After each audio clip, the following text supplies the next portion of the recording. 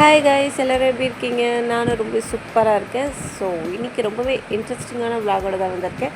So time waste பண்ணாமல் வீடியோக்குள்ளே போயிடலாமா? எங்கடா எடுத்துன்னு ஹாஸ்பிட்டலில் இருக்குன்னு பார்க்குறீங்களா? ஸோ என்னோடய பையனுக்கு ஐஎஸ்க்கு சுனத் பண்ணுறதுக்காக தான் ஹாஸ்பிட்டல் வந்துடணும். ஸோ இப்போலாம் ஹாஸ்பிட்டலே சுனத்லாம் பண்ணுறாங்க. ஏன்னா ஹாஸ்பிட்டல் ப்ராப்பராக நம்மளுக்கு உடம்பெல்லாம் கரெக்டாக இருக்கா செக் பண்ணிவிட்டு நிறைய டெஸ்ட்டெல்லாம் பண்ணிவிட்டு எல்லாமே நார்மலாக இருந்தால் தான் சுனத்தே பண்ணுறாங்க. ஸோ அதுக்காக நிறைய பேர் வந்துருந்தாங்க. அன்றைக்கி ஜமாத் மூலயமா ஒரு 40-50 பேர்கிட்ட வந்துருந்தாங்க. அதுலேயுமே பார்த்திங்கன்னா ஒரு 30 பேருக்கு மட்டும்தான் செலக்ட் பண்ணியிருந்தாங்க. நாங்களும் அட்மிஷன்லாம் போட்டு பெட்டில் செட்டில் ஆகியாச்சு. ஸோ வந்தவொடனே பார்த்திங்கன்னா ஒரு டெஸ்ட் ஊசி மாதிரி ஒன்று போட்டாங்க. ஏன்னா இந்த மயக்க இன்ஜெக்ஷன்லாம் போடுவாங்க இல்லையா, ஸோ அதுக்கு முன்னாடி இந்த டெஸ்ட் ஊசி போட்டு செக் பண்ணாங்க. அதனால தான் கொஞ்சம் டயர்டாகிட்டேன். ஆனால் அதுக்கப்புறம் அவனை சமாளித்து எப்படியோ பார்த்திங்கன்னா சுனத் பண்ணியாச்சு. ஸோ சுனத் பண்ணிவிட்டு ஒரு 2 hours கிட்ட அவன் நல்ல ஒரு டீப் ஸ்லீப்பில் இருந்தான். ஏன்னா அந்த மருந்தெல்லாம் கொடுத்துருப்பாங்க இல்லையா, ஸோ அதனால். நான் அதுக்கப்புறம் பார்த்திங்கன்னா பெயின் வர ஆரம்பித்ததும் ஒரு பாடுபடுத்தி எடுத்துட்டான். எப்படியோ நான் சமாளித்து வீட்டுக்கு கூட்டிகிட்டு வந்தாச்சு. vlog அப்படியே சுனத் ஃபங்க்ஷன்லேருந்து கண்டினியூ ஆகுது. ஸோ இன்றைக்கி பார்த்திங்கன்னா 11 நாள் ஆகிடுச்சு. அதனால் தலைக்கு தண்ணி ஊற்றி தொழுக வைக்கணும் இல்லையா, ஸோ அதுக்கு தான் ஐயாஸை ரெடி பண்ணிகிட்ருக்கோம். ஹாஸ்பிட்டல் பண்ணதுனால ஒரு தையல் மாதிரி போட்டிருந்தாங்க. ஸோ அது ஆறதுக்காக அவங்க ஒரு ஆயின்மெண்ட்டும் கொடுத்துருந்தாங்க. ஸோ அதே தான் ரெகுலராக போட்டுட்ருந்தேன். அண்ட் கூடவே தேங்காய் எண்ணெயும் வச்சிட்ருந்தேன். அதனாலேயே அவனுக்கு கொஞ்சம் சீக்கிரமாகவே ஆறிடுச்சு. பட் அந்த தையல் விழுகிறதுக்கு மட்டும் கொஞ்சம் லேட்டாக ஆனதுனால ஒரு 11 நாளில் தண்ணி ஊற்றிக்கலாம் அப்படின்னு சொல்லிட்டு 11 நாள் அன்றைக்கி தண்ணி ஊற்றியாச்சு. ஸோ அவனுக்கு 17 நாளாக ஃப்ரீயாக இருந்துட்டு டக்குன்னு அந்த கைலி கட்டவும் அவனுக்கு பிடிக்கல. அதை கழட்டுங்க எனக்கு வலிக்கும்னு சொல்லிட்டு ஒரே அழுக. எப்படியோ அவனை சமாளித்து அதை போட்டு தொழுக வைக்கிறதுக்குள்ளே ஒரு பாடுபடுத்தி எடுத்துட்டான். கொஞ்சம் கூட அழுக நிற்கவே இல்லை. அதை கழட்டுற வரைக்கும் அவன் அழுதுகிட்டே தான் இருந்தான். எப்படியோ சொல்லியும் அவனால் அந்த கைலி கட்டிட்டு நிற்க கூட முடியல. அப்படி அழுகுறான். சரி என்ன பண்ணுறது, கொஞ்ச நேரத்துக்கு அந்த தொழுக வைக்க மட்டும் போட்டுக்கூடா அப்படின்னு சொல்லிட்டு போட வச்சு தொழுக வச்சுட்டு, ஸோ முதல்ல குரான் பார்க்க வைப்பாங்க. ஏன்னா இதுக்கப்புறம் சுனத் பண்ணதுக்கப்புறம் பள்ளிவாசலுக்கு அனுப்பி அனுப்பணும் இல்லையா, ஸோ அதுக்காக குரான்லாம் பார்க்க வச்சுட்டு அதுக்கப்புறம் கண்ணாடியும் பார்க்க வைப்பாங்க. இதெல்லாம் ஒரு சின்ன சடங்கு. ஸோ அதனால தான் அதெல்லாம் முடிச்சுட்டு பார்த்திங்கன்னா சாப்பாடாக்கி ஒரு 3 பேருக்கு பக்கத்தில் இருக்கவங்களுக்கெல்லாம் கொடுக்கலாம் அப்படின்னு சொல்லிட்டு சாப்பாடாக்கிட்டுருக்கோம். ஸோ ஃபங்க்ஷன்லாம் பண்ணல, யாரையும் கூப்பிட்டலாம். ஸோ வீட்லேயே சாப்பாடாக்கி வெளியில் இருக்கவங்களுக்கு கொடுத்துடலாம் அப்படின்னு சொல்லிட்டு தான் பண்ணிகிட்ருந்தோம். அன்றைக்கி கீ ரைஸு, தால்ச்சா, அப்புறம் சிக்கன் 65, அப்புறம் கரியானம், இதெல்லாம் தான். ஸோ அம்மா தான் எல்லாமே பண்ணிகிட்ருந்தாங்க. கேஸில் வச்சு பண்ணால் கொஞ்சம் லேட் ஆகும்னு சொல்லிட்டு கேஸில் தால்ச்சாவையும் கரியானையும் செஞ்சுட்டு இந்த அடுப்பில் அம்மா கீ ரைஸ் பண்ணியிருந்தாங்க. ஸோ கீ ரைஸ் எப்படி பண்ணுறாங்கன்ட்டு நான் உங்களுக்கு சும்மா லைட்டாக காட்டியிருக்கிறேன். ஸோ அன்றைக்கி வேலையே ரொம்ப பிஸியாக போனதுனால ரெசிபிஸ்லாம் நல்லா ஷூட் பண்ண முடியல. ஏன்னா அவனை ரொம்ப அழுதுகிட்டே இருந்ததுனால அவனையும் கவனிக்கணும்னு சொல்லிட்டு என்னால் ஷூட் பண்ண முடியல. ஸோ கீ ரைஸ் மட்டும் சிம்பிளாக எப்படி செய்வாங்கன்னு நான் காட்டுறேன். ஸோ ஃபஸ்ட்டு ஆயிலு அப்புறம் கீ மிக்ஸ் பண்ணி ஊற்றிட்டு அது கூடவே ஆனியனு, பட்டை, கிராம்பு, ஏலக்காய்லாம் போட்டுட்டு அதுக்கப்புறம் வெங்காயம் கொஞ்சம் வதங்கினதும் இஞ்சி பூண்டு பேஸ்ட்டு, அப்புறம் கொஞ்சம் கொத்தமல்லி, புதினா, பச்சை மிளகா, அப்புறம் தக்காளி மோஸ்ட்லி சில பேர்லாம் போட மாட்டாங்க. நம்ம வேணும்னா போட்டுக்கலாம். ஸோ அதனால் நம்ம ஒரே ஒரு தக்காளி மட்டும் குட்டியாக சின்னதாக கட் பண்ணி அதில் சேர்த்துருக்காங்க. ஏன்னா ஒரு ஃப்ளேவருக்காக தான். ஸோ தக்காளி போட்டால் நல்லாயிருக்கும். சேர்த்துட்டு கொஞ்சம் தயிர் சேர்க்கணும், 1 கப் அளவுக்கு. ஸோ அந்த கிளிப்பு மிஸ் ஆகிடுச்சு. ஸோ தயிர் சேர்த்துட்டு அதனால் மிக்ஸ் பண்ணி விட்டுட்டு அதுக்கப்புறம் தேவையான அளவு தண்ணி சேர்த்துக்கோங்க. சேர்த்துட்டு அது கூடவே உப்பு, அப்புறம் கொஞ்சமாக பால் சேர்த்துக்கலாம். சேர்க்கும்போது நல்லா அந்த க்ரீமியாக நல்லாயிருக்கும்.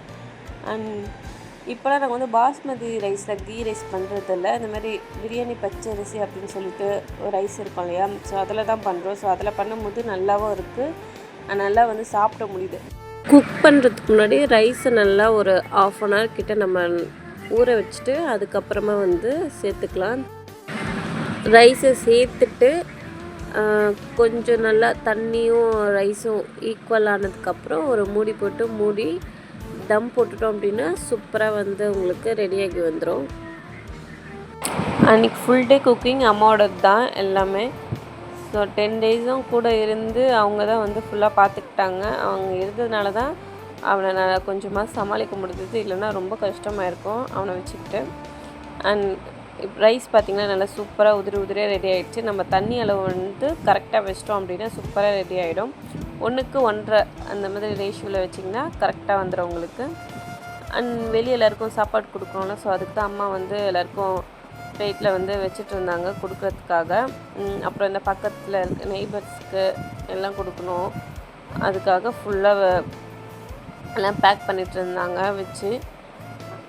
நான் ஹாஸ்பிட்டலில் தான் சுனத் பண்ணேன்னு சொல்லியிருந்தேன் இல்லையா. ஸோ எனக்கு வந்து போனோடனேயுமே ஹாஸ்பிட்டலில் பண்ணல. ஃபஸ்ட்டு 1 டே வந்து பார்த்திங்கன்னா செக்கப் மாதிரி பண்ணியிருந்தாங்க. ப்ளட் டெஸ்ட்டு, யூரின் டெஸ்ட்டு, அப்புறம் வந்து குழந்தை டாக்டர் பார்த்துக்கணும், அப்புறம் மயக்க டாக்டரு, இந்த மாதிரி எல்லா டாக்டர்கிட்டையும் கன்சல்ட் பண்ணி நம்ம உடம்பு வந்து ஹெல்த்தியாக இருந்தால் மட்டும்தான் வந்து பார்த்திங்கன்னா பண்ணுறாங்க. அந்தமாரி பிரச்சனை ஏதாவது இருந்துச்சுன்னா அவங்களுக்குலாம் பண்ணல, ரிட்டன் அனுப்பிட்டாங்க. ஸோ எங்கள் கூட வந்து பார்த்திங்கன்னா 50 பேர்கிட்ட வந்திருந்தாங்கன்னா அதில் ஒரு 20-25 பேருக்கு தான் அன்றைக்கி பண்ணியிருந்தாங்களே. மீதி பேருக்குலாம் வந்து ரிஜெக்ட் பண்ணிட்டாங்க. ஏதாவது ஒரு ப்ராப்ளம் இருக்கிறதுனால ரிஜெக்ட் பண்ணிட்டாங்க. ஸோ அதனால் நல்லா சேஃப்டியாக தான் பண்ணியிருந்தாங்க. அதனால தான் நாங்கள் இந்த வாட்டி ஹாஸ்பிட்டல்லே பண்ணிடலாம் அப்படின்னு சொல்லிட்டு ப்ரிஃபர் பண்ணியிருந்தோம். அண்ட் அதுக்கப்புறம் வந்து பார்த்திங்கன்னா அம்மா எல்லாமே ரெடி பண்ணி ஒரு வீட்டுக்காக போயிட்டு டிஸ்ட்ரிபியூட் பண்ணுறதுக்காக எடுத்து வச்சுருந்தாங்க. ஸோ நானும் அம்மாவும் சேர்ந்து போய் எல்லாத்தையும் கொடுத்துட்டு வந்துட்டோம். அன்றைக்கி வந்து பார்த்திங்கன்னா சாப்பாடு ரொம்ப சூப்பராக இருந்துச்சு எல்லாமே. ஸோ சாப்பாடு வேலை முடிச்சுட்டு ஈவினிங் போல் வந்து பார்த்திங்கன்னா சுனத் பண்ணால் கல்யாணம் பண்ணி ஆகணும் இல்லையா. ஸோ சுனத் கல்யாணத்துக்கு தான் நாங்களாம் ரெடி ஆகிட்ருக்கோம். ஸோ மாப்பிள்ளைக்காக மாலை, பூ, வெத்தலை பாக்கு, ஸோ எல்லாத்தையும் ரெடி பண்ணி வச்சாச்சு. அண்ட் மாப்பிள்ளையுமே ரெடி பண்ணி கூட்டிகிட்டு வந்தாச்சு. எப்படியோ அந்த கைலியை வந்து கழட்டிட்டு ஒரு ஃபேண்ட்டை மாட்டிட்டு வந்துட்டார் மாப்பிள்ளை. அண்ட் ஃபோட்டோ ஷூட் பண்ணோம் இல்லையா மாப்பிள்ளையும். ஸோ அதுக்காக தான் நாங்கள் நின்று ஃபோட்டோ ஷூட் பண்ணிகிட்டு இருந்தோம். அதுக்காக அவரும் சூப்பராக போஸ்டெல்லாம் கொடுத்து காமிச்சிட்டு இருந்தாங்க. நாங்கள் வந்து பெருசாக எல்லோரையும் கூப்பிட்டுலாம் பெரிய ஃபங்க்ஷன் மாதிரிலாம் வைக்கல. வீட்டிலே வந்து சும்மா சிம்பிளாக அந்த சடங்கு பண்ணணும் இல்லையா. ஸோ அதுக்காக வந்து வீட்டில் இருக்கிற ஆளுங்களை மட்டும் வச்சு சின்னதாக மாதிரி ஃபங்க்ஷன் மாதிரி பண்ணியாச்சு. அண்ட் மாப்பிள்ளை இருக்கும்போது பொண்ணு கண்டிப்பாக வேணும்ல, அதனால் டக்குன்னு ஒரு பொண்ணை வந்து ரெடி பண்ணி கூட்டிகிட்டு வந்தாச்சு. அண்ட் இது வந்து பார்த்திங்கன்னா என்னோடய மாமியோட பொண்ணு தான். 2 பேருக்கும் கிட்டத்தட்ட சேம் ஏஜ் மாதிரி தான். ஸோ பொண்ணையும் கூட்டிகிட்டு வந்தாச்சு. அண்ட் கல்யாண பொண்ணு கொஞ்சம் எக்ஸ்ட்ரா மேக்கப்போடு இருக்கணும் இல்லையா. ஸோ அதனால் பொண்ணை எல்லாம் அலங்காரம் பண்ணிகிட்டு இருந்தாங்க. ஸோ பொண்ணு மாப்பிள்ளையும் ரெடி ஆகிட்டாங்க. அண்ட் அதுக்கப்புறம் வந்து பார்த்திங்கன்னா சடங்கு பண்ண ஆரம்பிச்சாச்சு. மாப்பிள்ளை பொண்ணுக்கெல்லாம் அந்த மாலைலாம் போட்டு தலை சுற்றி போடுவாங்க இல்லையா. ஸோ அதுதான் 1 by 1 எல்லோரும் வந்து பண்ணிகிட்டு இருந்தாங்க.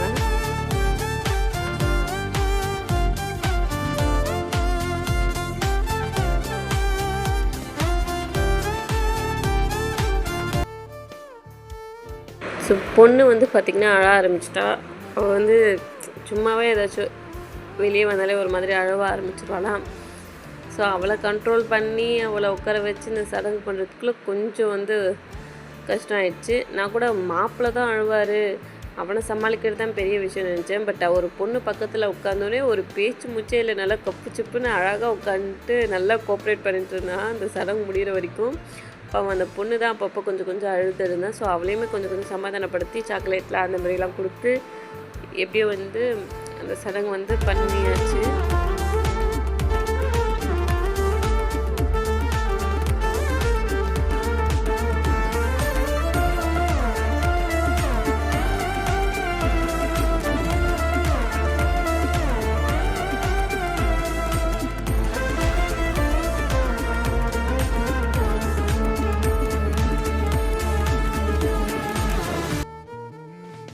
ஐயாஸை பார்க்கவும் ரொம்ப க்யூட்டாக இருந்துச்சு.